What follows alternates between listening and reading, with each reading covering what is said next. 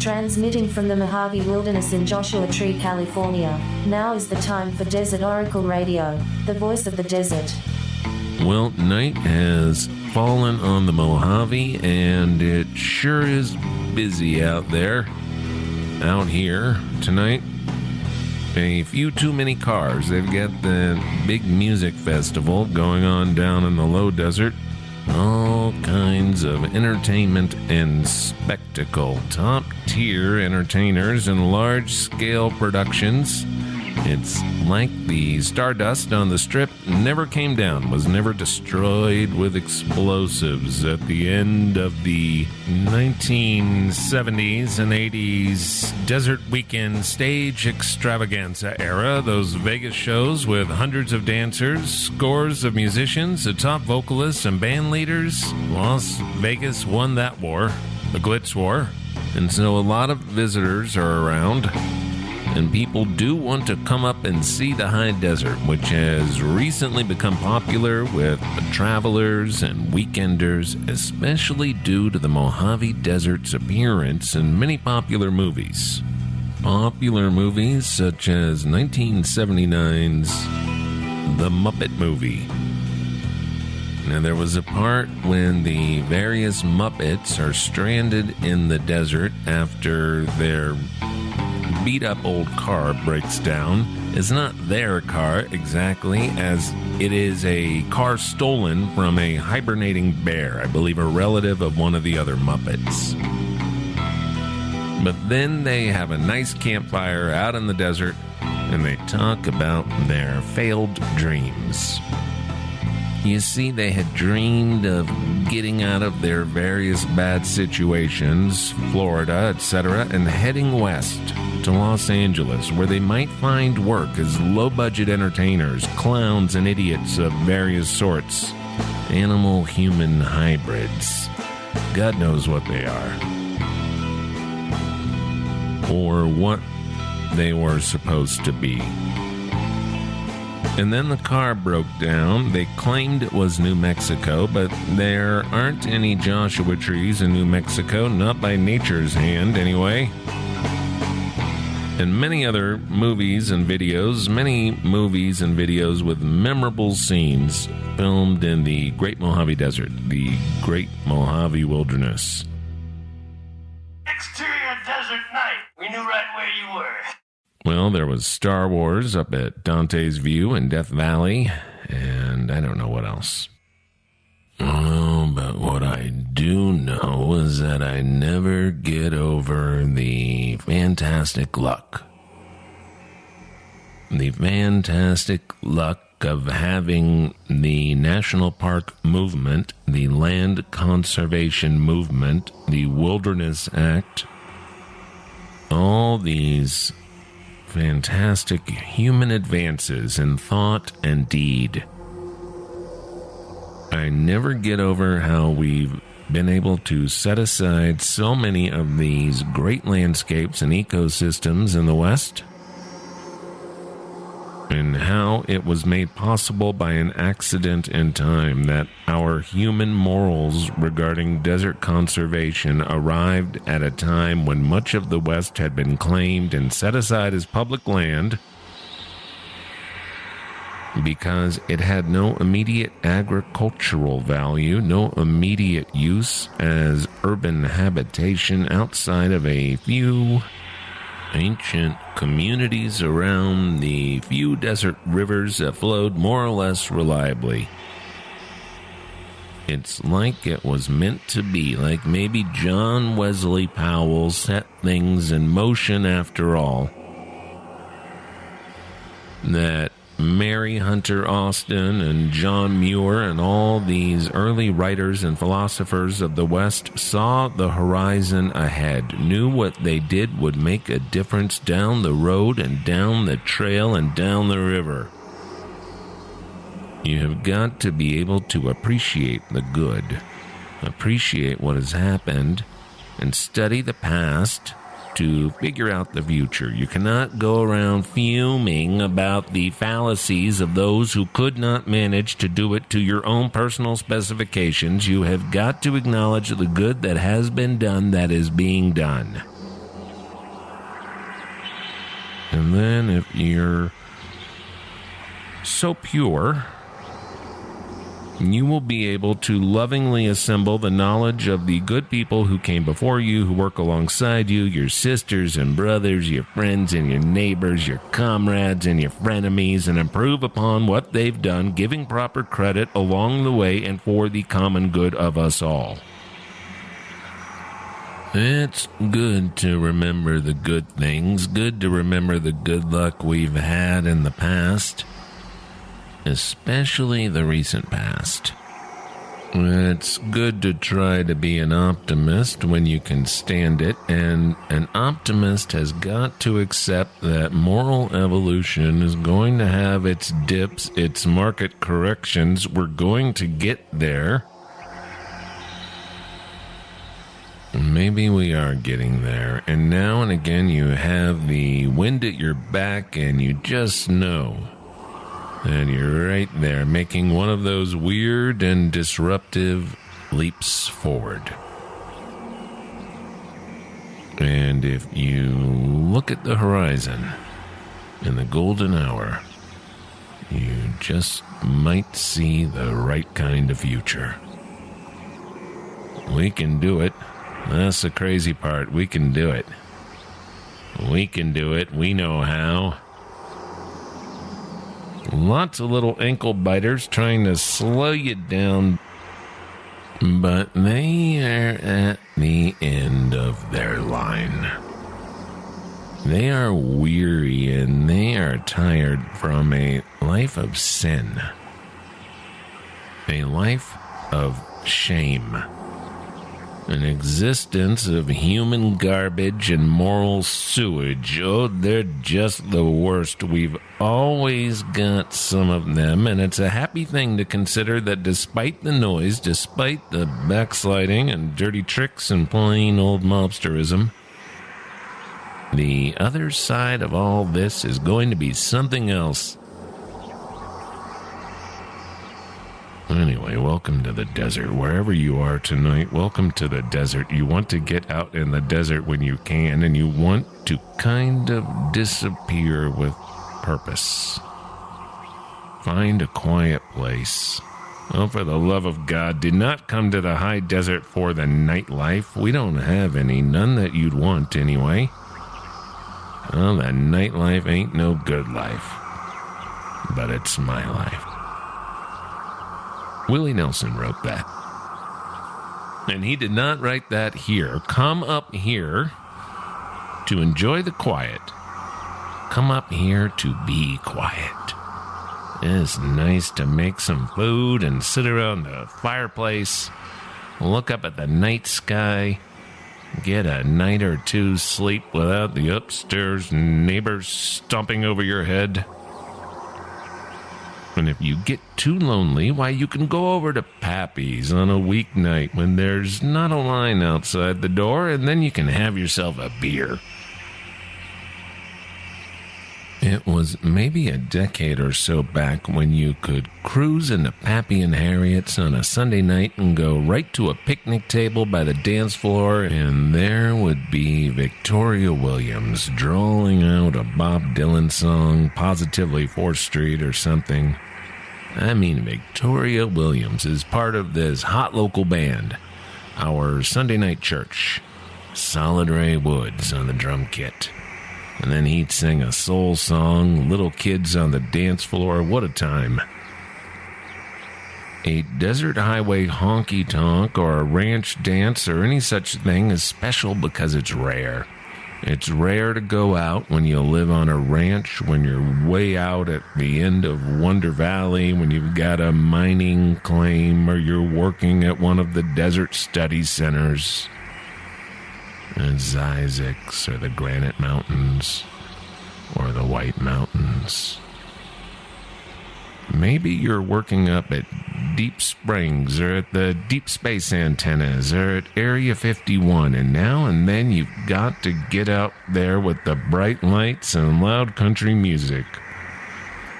Near Beer and Moab, 12% craft brew IPA in the Eastern Sierra or Bend, Oregon. Oh, it's Fun to be around people when it's a novelty. One of the friendliest saloons I've ever enjoyed is the bar at the Furnace Creek Ranch in Death Valley. It's just a little bar, but the fact that it's the only saloon around makes it special.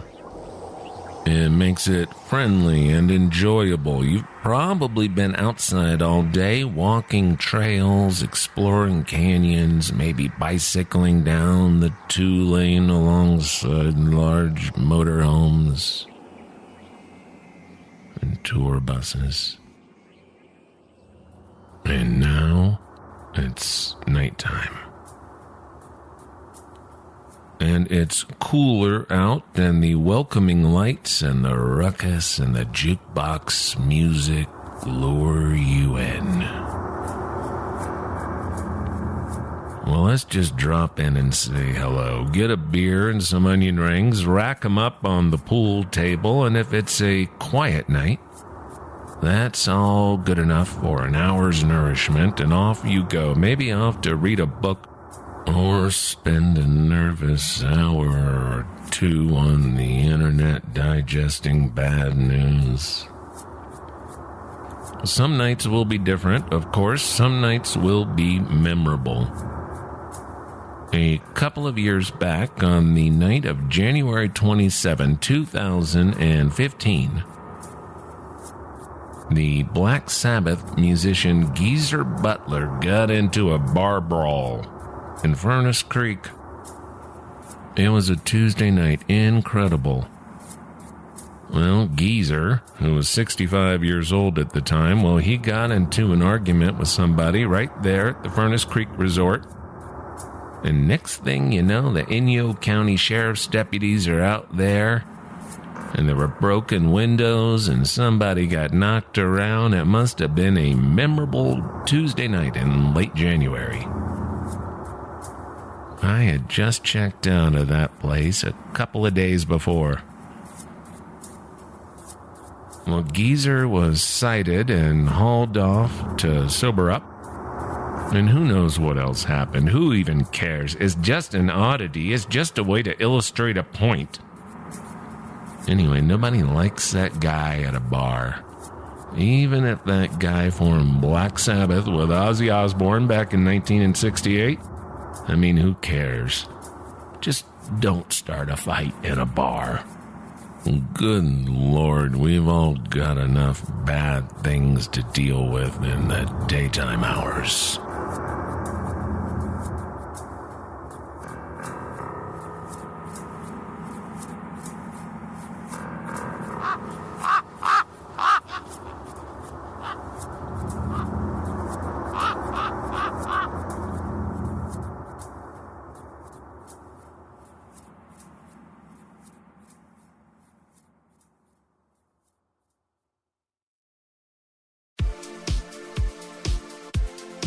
Live from the Joshua Tree Wilderness, it's Open Lines on Desert Oracle Radio.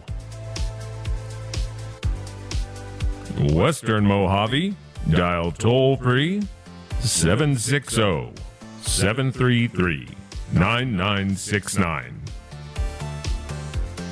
Eastern Mojave, dial 760-733-9969. 9969. Wildcard line, dial 760-733-9969. And now your host. You know, I just find it very interesting that we're just learning that we are supposedly just now learning about something truly remarkable.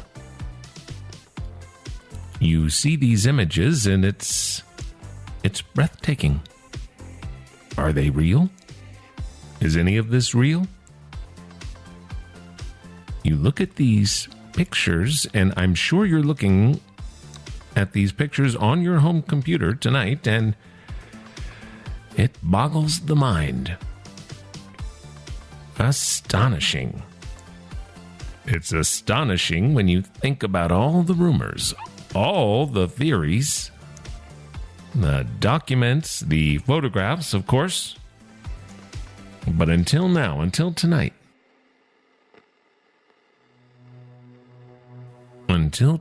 we perhaps did not grasp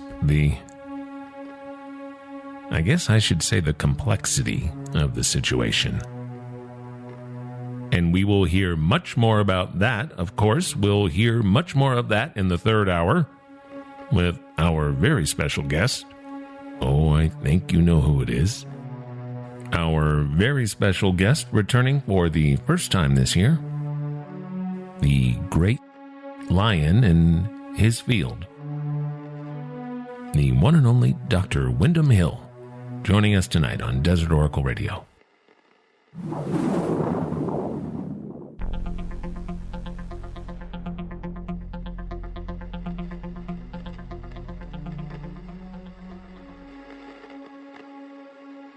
We're going to open up the open lines. You know what that means. I have a feeling it's going to be a wild ride tonight. Let's go to the Western Mojave line. Western Mojave, you're on Desert Oracle AM live on the radio. Yes. Sir, if you can turn your radio down. Sir, can you turn your radio down? Yes. Where are you calling from, sir? I'm calling from Phoenix, Arizona. Phoenix, Arizona on the wild card line. That's right. Well, it's excellent to be on the air here on Desert Oracle Live. You have a story. What's the topic tonight? We're on open lines on Strange Tales of the Deserts. That's right. Yeah, I have a story about a strange craft that I saw in the sky. A strange craft. Many years ago. What's your first name, sir? This is Jason. Jason from Phoenix. Thank you for joining us on the wildcard line. Tell us about this craft that you've seen. So it was many years ago in the early 2000s, and I was with some buddies in Coolidge, Arizona, which is between Phoenix and Tucson. Between Phoenix and Tucson. Is that near Casa Grande? Yes. It's actually the city where the Casa Grande ruins, for which Casa Grande is named, are located. So the ruins themselves are actually in Coolidge next. Yeah. So we had some buddies who, for a couple years driving out to the community college, for a couple weeks previous driving out to the community college out there, had spotted these strange lights in the sky. And they had reported seeing them for a couple weeks. Anyway. Were these among the stars, or? No, they were much, much lower than that. They seemed to be only a couple 100 feet in the air. So they had reported seeing these for a couple weeks, and so word had kind of gotten around with me and my friends. Everybody was trying to figure out what these lights were. Anyway, we were hanging out at home, and one of my roommates called out to me and said, "Hey, you need to come check this out. We can see the lights from the roof." So we went out onto the roof of this place where we were living. It was a 2-story spot. You lived on the roof? Well, no. We went out to the roof. Climbed up on the roof? We climbed up, that's right. Out a window, up a ladder. And we saw these glowing lights that seemed to be in a triangle formation. There were a number of them. They were out towards Signal Peak Mountain. Now, we saw these lights, and we're just... Oh, you're just breaking up a little, sir. You saw 3 triangle-shaped lights in the shape of a triangle, the 3 points, and only a few 100 feet over the mountain, you say? Well, so at this point, these seem to be much higher in the air than what everybody had been seeing for the last couple of weeks. So they were higher and farther away, but seemed to resemble what we had been seeing for a couple of weeks. And what happened once you were watching them more closely from the rooftop? So we watched them for quite a while, and they seemed to sort of be hovering, which gave us the idea that maybe these were flares of some sort, or something maybe from one of the nearby Air Force bases or something. But we watched them for a while. I want to say it was maybe, 15 or 20 minutes of just sort of watching these things. And while we were watching them, the sun had set, and at some point after watching these lights, the entire triangle formation shifted to the side. It's sort of it was almost as if they were performing some sort of aerial maneuver. And the entire triangle shifted and began sort of circling. Like I said, they seemed pretty far away, but circling around us. So we turned around on the roof as we watched these lights travel from a far distance, but kind of circle around us, at which point the three lights shot off in three different directions and disappeared. In different directions. Incredible. And you and how many witnesses? Well, so there were two other witnesses. At one point, there was a fourth, but believe it or not, my fourth roommate got bored during the period where the lights weren't doing anything interesting and went inside. How long did this encounter from start to finish take? I would say that the encounter, it was all about maybe half an hour long. Did anyone notice any missing time? Well, no, we didn't, but this was, like I said, the early 2000s, so I suppose we could have been up there longer than we had even realized, but none of us were watching the clock. I guess our only real sense of how long we'd been there was the fact that the sun had set during the time, which, you know. This was in daylight? When we'd gone daylight out. Hours? This was in. It started within daylight hours. Yeah, absolutely. Good Lord. A daylight sighting, and it persisted after sunset. That's right. It was dark, yeah, when they finally disappeared.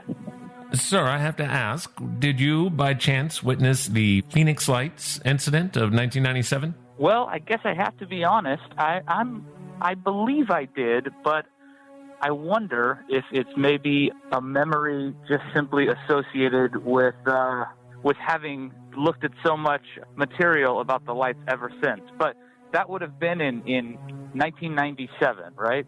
That's correct. Yeah, so I believe that I would have been at my mom's apartment in Chandler, and I do recall going out. Chandler, Arizona is a suburb of Phoenix, and I do recall being out on her patio seeing these strange lights, yeah. Now, have you seen anything of this sort in the years since? No, I haven't. Not since this. Nothing like this one. I've been hiking out in the superstitions at night, and I've seen strange lights, but nothing that indicated to me that we were looking at something other than maybe a shooting star or potentially a satellite of some sort. No, this is the only real experience I have with something that I just couldn't explain. Incredible. And sir, can I ask what you do for your employment there in Phoenix? Yes, I'm a writer, and I work for a record store out here called Zia Records. Well, we do appreciate you calling in.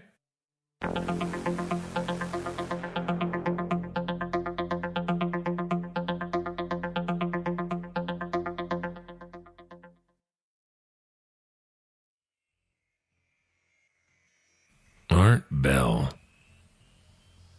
the legend. What a weird cat he was. Art Bell.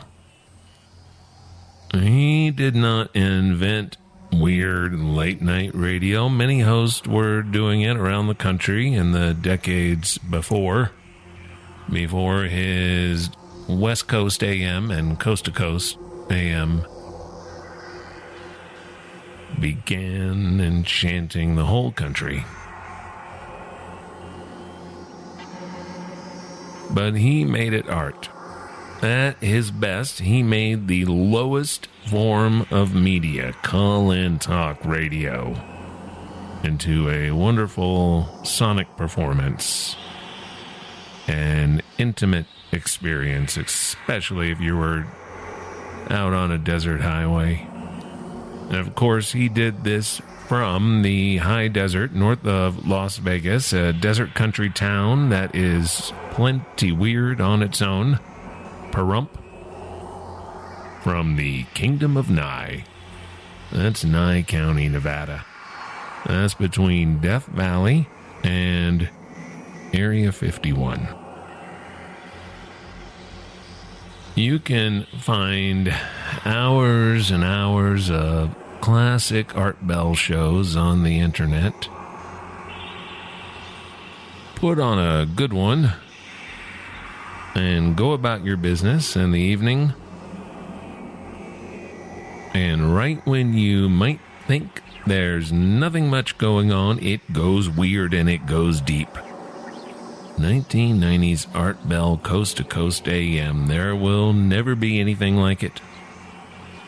And if there is an afterlife, another side for someone like Art Bell, well, you can bet he can pick up radio transmissions. So from our side of the Mojave High Desert to Art Bell's side, wherever that may be tonight, Art, I wish you the best safe travels out there.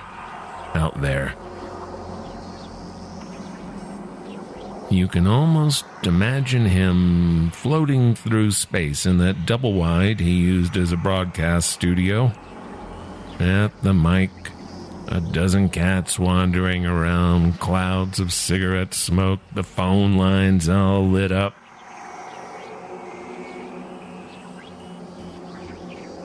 From Amboy to Isaacs and across the Great Mojave Wilderness, this program, this show, this is Desert Oracle Radio. We're broadcasting from KCDZ 107.7 FM in Joshua Tree, Friday nights at 10 p.m.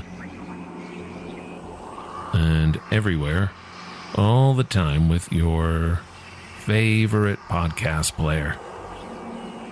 Take a look at our website, desertoracle.com, for information on all such things, including the musical tracks you hear on this program by Joshua Tree's own Red, Blue, Black, Silver.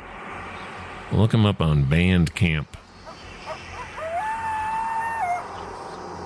April 26th, next week, friends, next Thursday evening, 6 p.m. sharp, at the Palm Springs Art Museum. Come on down for Desert Oracle Radio Live. It's on Free Museum Thursday. And good night from the voice of the desert.